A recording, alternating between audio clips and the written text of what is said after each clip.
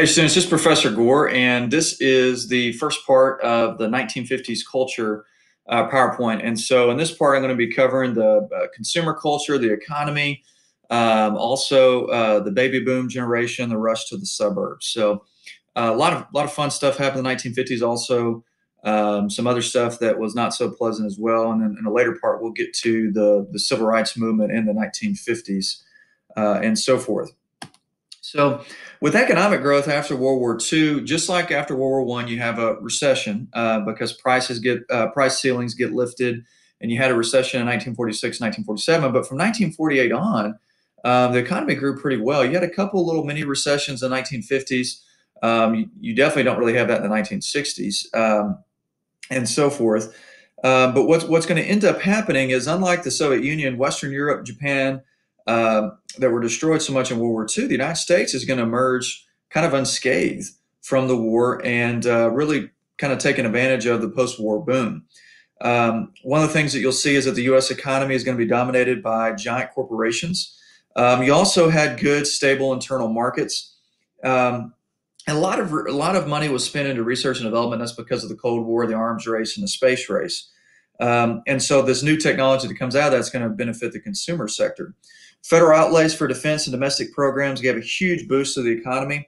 As I mentioned in the Cold War America lecture, so much of spending on military led to tremendous growth for the private economic sector and so forth.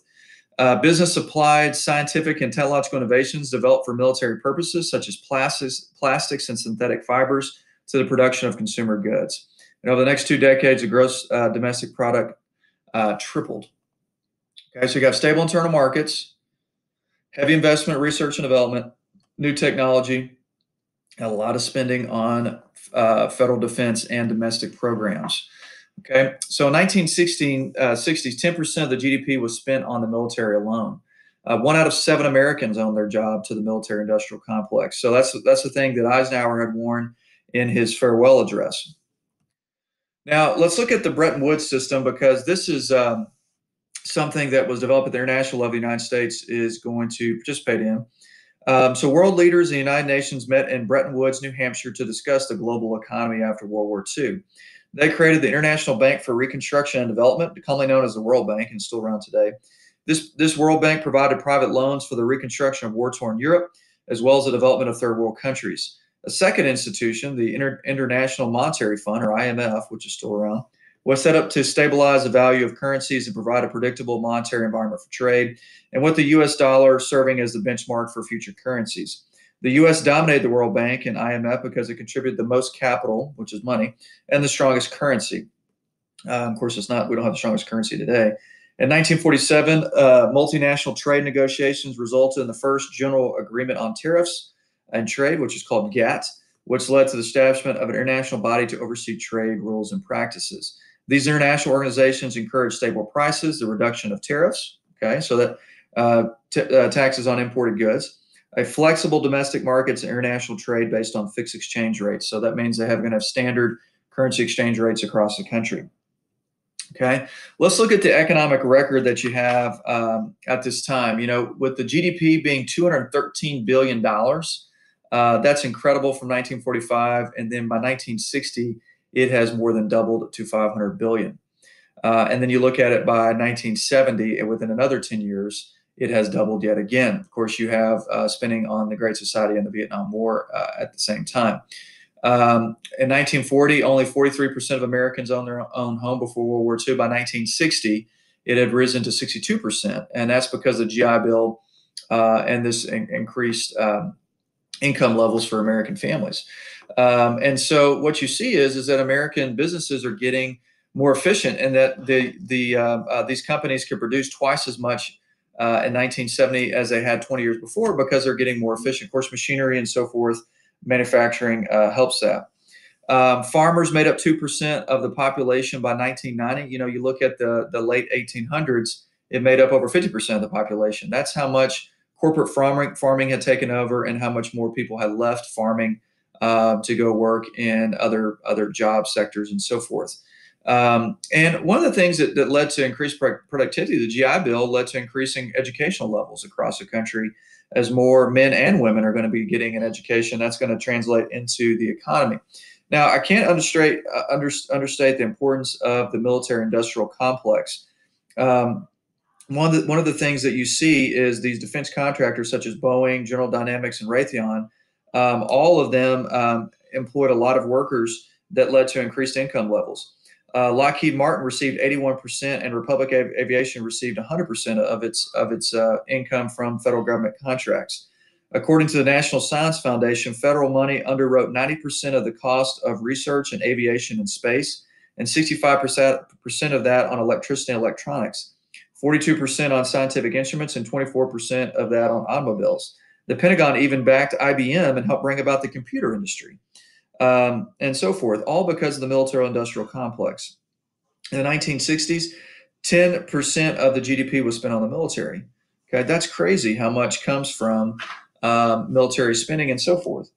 One of the things that you'll see as well with farming is that mechanization and new fertilizers help produce food for over 50 people a farm. And so you have these large-scale corporate farmers. You just don't have to have as many farmers for the population as you had in previous decades and generations.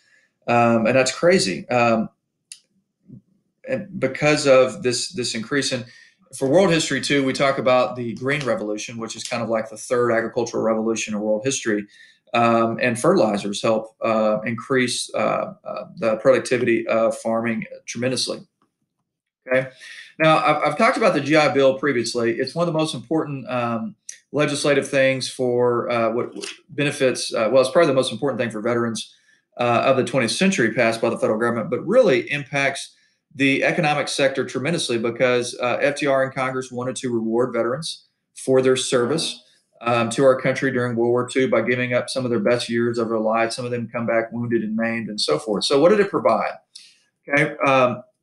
It provided 6 different benefits. You had education. If you wanted to go to higher ed, paid for by the GI Bill, you could do that. If you wanted to go to a trade school, which actually the majority of veterans actually take advantage of trade school more so than even higher ed. So don't forget about that. That's actually a really important part of the economy. Also, you could get a VA home loan, or if you wanted a VA loan for a farm, or if you wanted a VA loan for open up a small business. That is huge because it takes money to make money. That kind of gave a lot of these veterans their start. Also, as a veteran attorney, you could get unemployment pay, $20 a week for 52 weeks. You could also take advantage of job finding assistance. So it's almost kind of like staffing agencies and so forth for veterans. And really, as long as you received an honorable discharge and serve for at least 90 days, then you could take advantage of this. And so about 15 million veterans were part of this. And so forth. You can see how many went to college, how many went to trade school. So you had more that went to trade school, and then also some that went to farming and so forth. And it's tremendously important. And about $14.5 billion was spent on it, and it tremendously helps the economy. So it's pretty cool. Now, with the new corporate order, you're going to have emerge is you're going to have these large-scale corporations. You see even movies in the 1950s that portray that.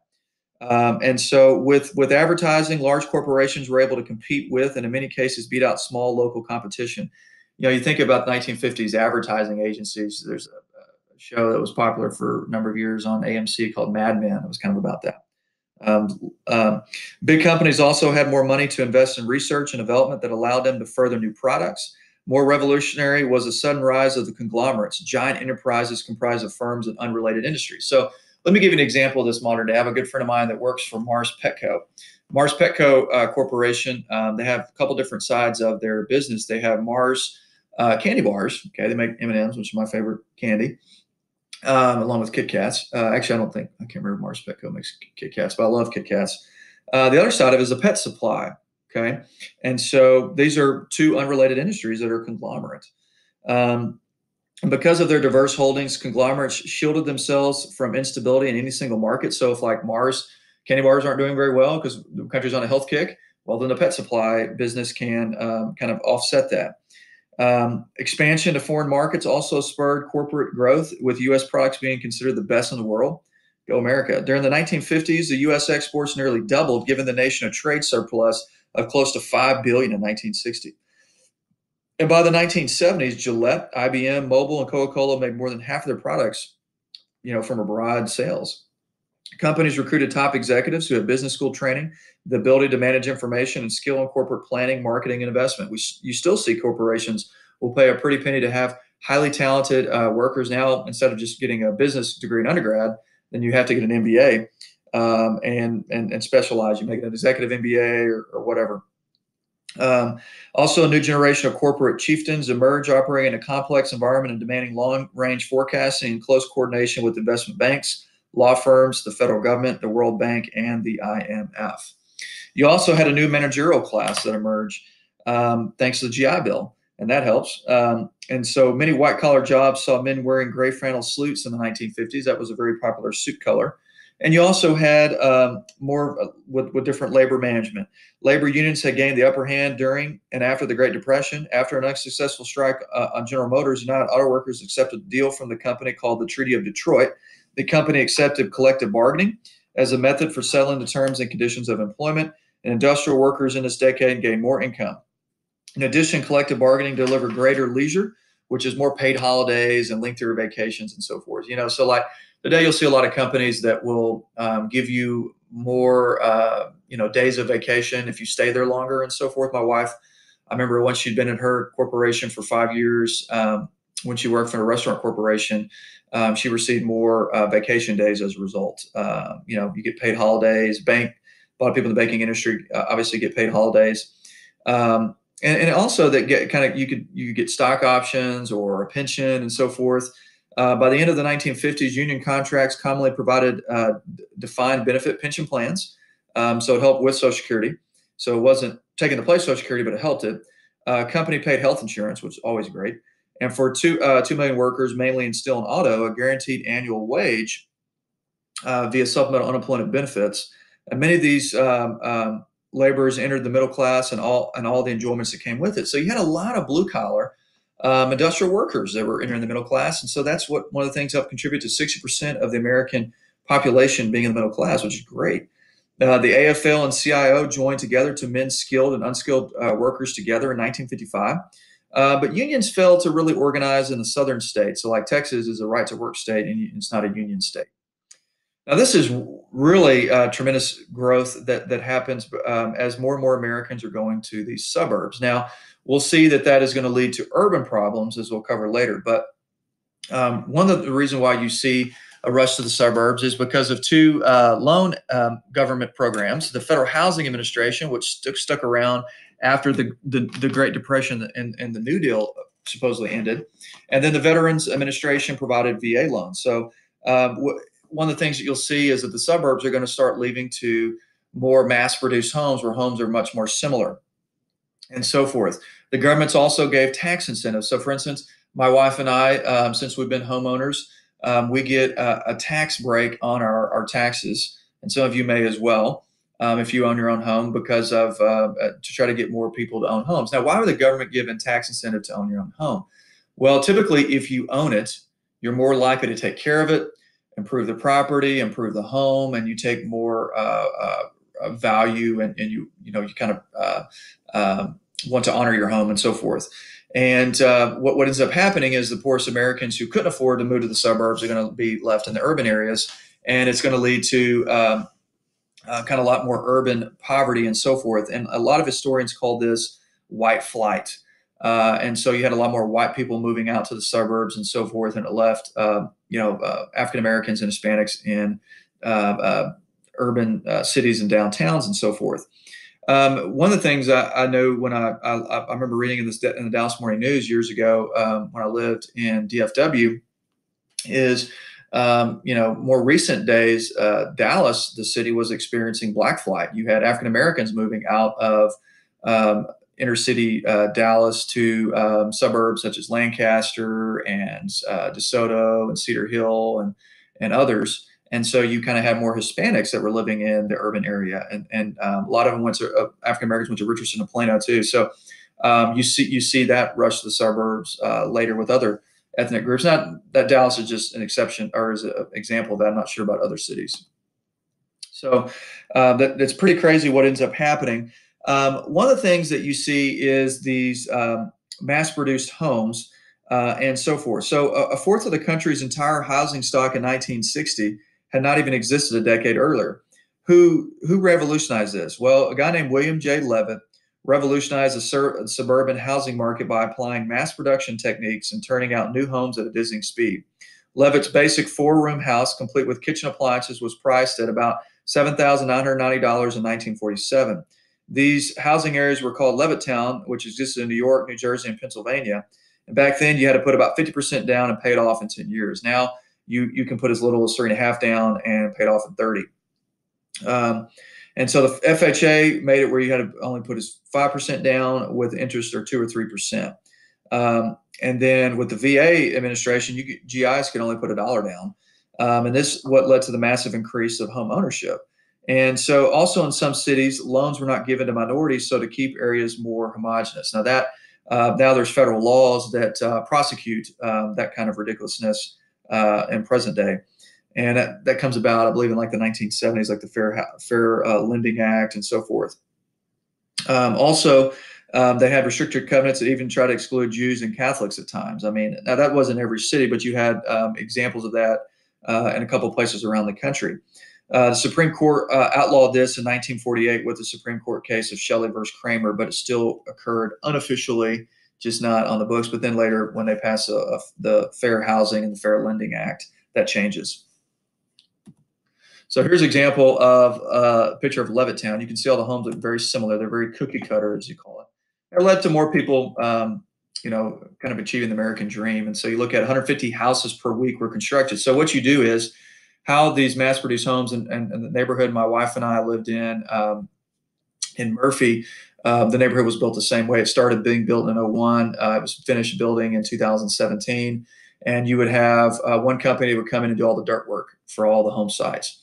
You'd have another would come in and pour the foundation, and they would just continually do the same job at different sites. Then you would have framing put up by one company, and then you would have brick and another person would do the roof, another company do the roof, and then AC and electric and plumbing and putting up drywall and also installing appliances and so forth. And so you can mass purchase building materials, and so therefore get it cheaper, kind of like what you do with products at Sam's and Costco.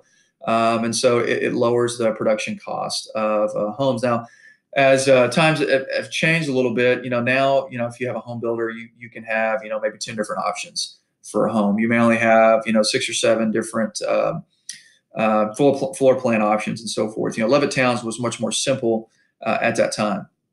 So it was a label, this inexpensive housing boom allows more people to own homes than ever before. Okay, now you can see how small they were at that time. Now, back then, the average home was under 1,500 square feet. Today, the average home is well over 2,200 square feet and so forth. Okay, and you can see what ends up happening is people are losing population in the urban areas, and they're moving into the cities.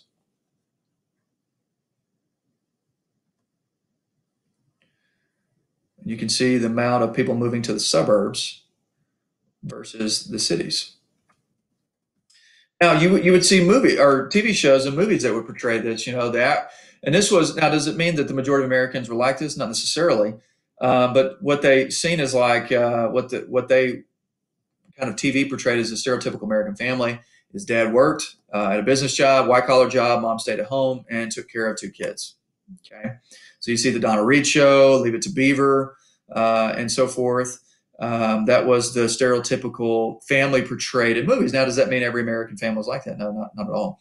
In fact, as time goes along, after World War II, you can have more and more 2 parents working, especially when you get to the 1970s and 80s, as more and more women went to college. Father Knows Best, the Ozzie and Harriet show, all of these portrayed this type of kind of stereotypical suburban family. Okay. And also, I mentioned this in the Cold War America lecture, but you have a growing amount of people moving to the Sun Belt states. These are states kind of more in the South and the East and West Coast, like Virginia, California, Texas, Florida. Nevada, Arizona, and so forth because of defense contracts, where a lot of them were related with aircraft jobs and so forth. And so that's where you see people moving to. Like Florida added 3.5 million people. Of course, many of them are retired as more and more Americans can have a more stable retirement. A lot of them retired in Florida because they have to deal, they call them snowbirds, avoiding the sun or the snow wintry states and so forth. One of the things that kind of is an invention that really gets shortchanged in world history, which I would argue is one of the most important inventions of the 20th century, and that's air conditioning. If you've ever lived in the South, you love air conditioning. Okay, so many people wouldn't be moving to hot North Texas if it wasn't for the invention of air conditioning, or Florida, or any of these other hot states because of without air conditioning. So and so forth. But yeah, that's pretty important. So you can see the growth of these Sunbelt states. So the Sunbelt states. You see right here, Virginia, Florida shoots up significantly, Louisiana, Texas, New Mexico somewhat because of air bases and so forth, Arizona, Nevada, California, big time. Colorado shoots up as well. Of course, my home state of Arkansas ends up losing population. No bueno. All right. We've talked about the Interstate Highway Act. Great development. And 2/3 of Americans drove to work each day because of the interstate highway system. And we talked about the importance of the car with McDonald's, hotels, drive-in theaters, and so forth in the Cold War America lecture. You see more and more American families owning 2 cars versus 1. And then you see franchises that began opening up. Ray Kroc worked in a business deal with the founder of McDonald's to open up McDonald's franchises. So, like, for instance, you may go from one McDonald's from one city to another, and then it can be completely different. You can have great service on one and the building well taken care of, and you go to a different one and it's a dump. And the reason why is because of franchises. I'll give you an example of because my wife used to work in a restaurant corporation in HR. They franchised McAllister's Delis, and so you go into one group of franchisees and McAllister's in one state is different than maybe another one. Like Chick-fil-A only will let you franchise up to 2 stores, and then you actually have to work in them. So they have more restricting franchise restrictions. So how the franchise works is you pay the corporation a franchise fee annually, and you get to use their recipes, their advertising, their kind of emblems and so forth. And then you either lease or you and build on some land, or you own the land and build your own franchise. Okay, and so that's kind of cool that ends up happening in that time. Also, you have about 42,500 miles built of interstates during because of Interstate Highway Act. Also, gas was really cheap. It was about 15 cents a gallon, which I would have fallen out of my chair if I'd had that today. And no one really cared about fuel efficiency because they had big 8-cylinder gas guzzling engines getting about 8 miles to the gallon. And so, the number of car ownership tripled by 1965 and so forth. Now, one of the reasons for building the interstate system was to move troops from coast to coast in the case of World War III, which I mentioned in the Cold War America lecture. The Cold War shaped domestic policies and intruded on debate over racial injustice, and also created an atmosphere that stifled dissent. Their draft remained in place for the first time in a period of peace in U.S. history. Most alarming was a nuclear standoff with the Soviet Union because we're in an arms race. Bomb shelters and civil defense drills provide a daily reminder of mushroom clouds. Thankfully, we didn't see any. They weren't tested. And students did these duck and cover drills and so forth. Federal investigators later documented illnesses, deaths, and birth defects among people who live near nuclear test sites. Wow. By the late 1950s, public concern over nuclear testing had become a high-profile issue, and new anti-nuclear groups such as SANE, which is a National Committee for Sane Nuclear Policy, and the Physicians for Social Responsibility called for an international test ban, which eventually happens with Kennedy and Khrushchev in the early 1960s. Okay. Another thing that develops a cultural trend post-World War II is an increasing amount of people attending religious services. Church membership jumped 49% of the population between 1940 to about 70% in 1960. People flocked especially to the evangelical Protestant denominations. The most notable Protestant preacher was Reverend Billy Graham, and I'll show you a picture of him in just a second. There he is. Okay, he died recently. And so one of the things that you'll see is Billy Graham made brilliant use of television, radio, and advertising to spread the Christian message. The religious fervor went well into opposition to the anti-religious communists. In 1954, the phrase "under God" was inserted into the Pledge of Allegiance. And after 1956, U.S. coins carried the words "In God We Trust." Also, Catholics, Jews, and Protestants began to work together and flourished, and Hollywood filmmakers began making religious films like The Ten Commandments, which starred Charlton Heston. Okay, famous movie. He won an Academy Award for that performance and so forth. The Robe, Ben Hur. Actually remade Ben Hur, also starring Charlton Heston. It's actually the original was pretty cool because of the horse chariot racing scene. It's kind of the most famous scene. Actually, a guy actually does get trampled in the making of it. Terrible. Um, so that is another thing that was happening at this time. Now, the consumer culture. Okay, the post-war consumers seemed similar to the 1920s. There was abundance of new gadgets and appliances. A lot more Americans had leisure time and the craze for automobiles. New types of mass media, as advertisements were placed in television and so forth, also in radios. One of the things too is that as for the first time, in this generation, teenagers aren't working in factories, and so you start having a teenage culture. And what you end up having because of the baby boom, you start having advertising specifically to that generation. And so parents bought things based on what their children and teenagers liked.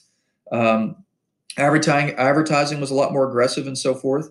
In fact, as more money was spent, about $6.5 billion on advertising, and also more than was spent on education, which was about $5 billion. Companies came up with catchy slogans like "Melt in your mouth, not in your hand" for M&Ms. Motivational research developed into the subconscious to suggest how the messages should be pitched. I've had friends of mine who have done surveys, and they get paid like $250 a survey, and we'll go in and like test different products, and we'll go into like makeshift store shelves and kind of explain and take surveys about what led them to want this product over that product and so forth. And so in 1946, automatic washing machines replaced old machines with hand cranked wringers, and clothes dryers also came on the market. Commercial laundries across the country struggled to stay in business. Another new item was a home freezer, which encouraged a dramatic growth of the frozen food industry. Partly because of all the electrical appliances, consumer use of electricity doubled during the 1950s and so forth.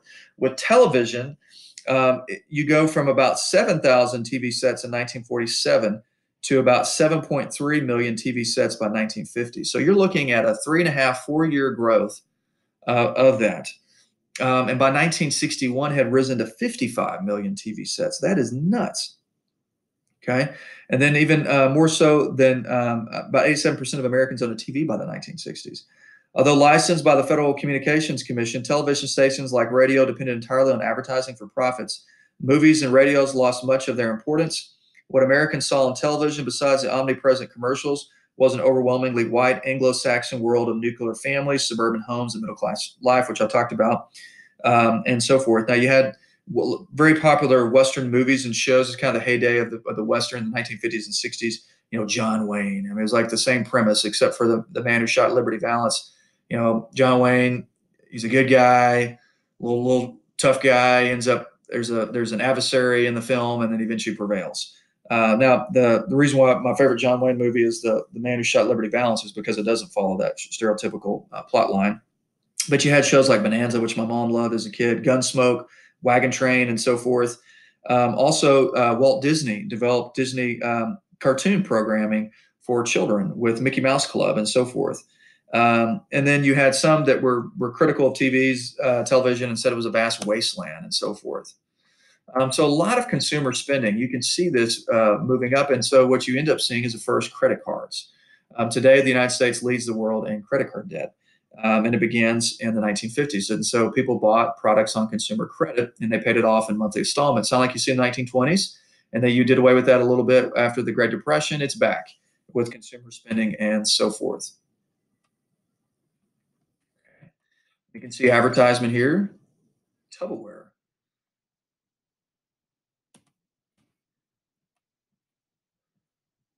Pretty crazy. Adventures of Superman came out. Davy Crockett, King of the Wild Frontier was a popular one. Lone Ranger, Gunsmoke. I love Lucy. She revolutionized TV because that was the only show where the woman was the main character, and Lucille Ball is one of the most famous actresses in American history, and so forth. Kind of a queen of comedy in her era. All right, last thing we're going to talk about in this part is the baby boom. Marriages were remarkably stable at this time. Not until the mid 1960s did divorce rates go up. Married couples were intent on having babies as well. As many Americans come back from World War II after experiencing all that craziness and violence, they want a stable family environment. It was seen as almost like a citizen's responsibility that you get married and have kids. More babies were born between 1948 and 1953 that were born the previous 30 years combined. My mom and dad were both born in that time frame. Everyone was having children at the same time as people were getting married at a younger age, 22 for men and 20 for women.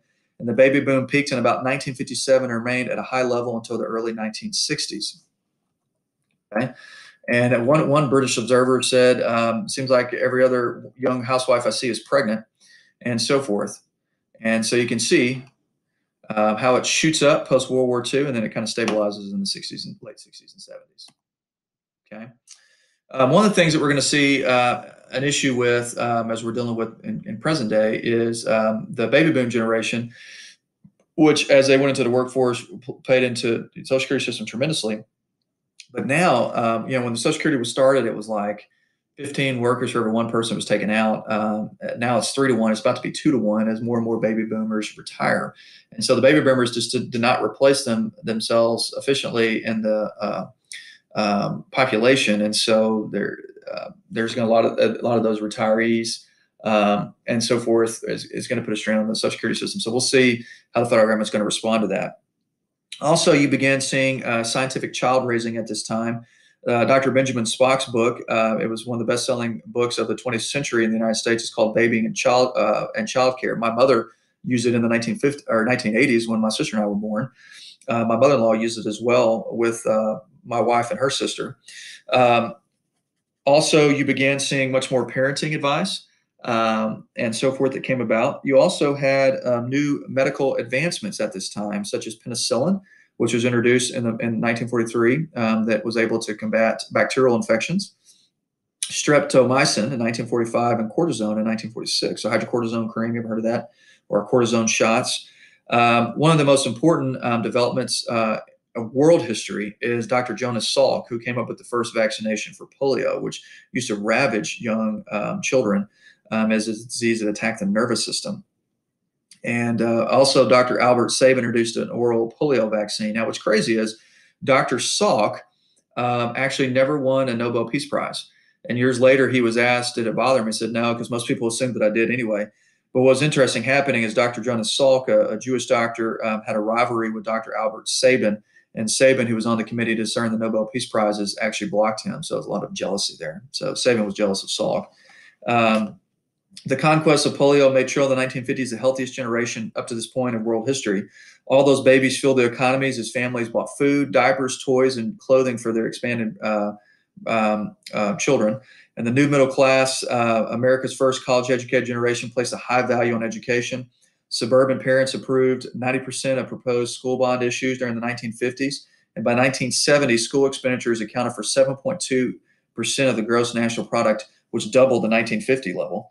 And this baby boom generation swelled colleges in the 1960s and competing for jobs in the 1970s, which we're going to see an economic problem in the 1970s with stagflation.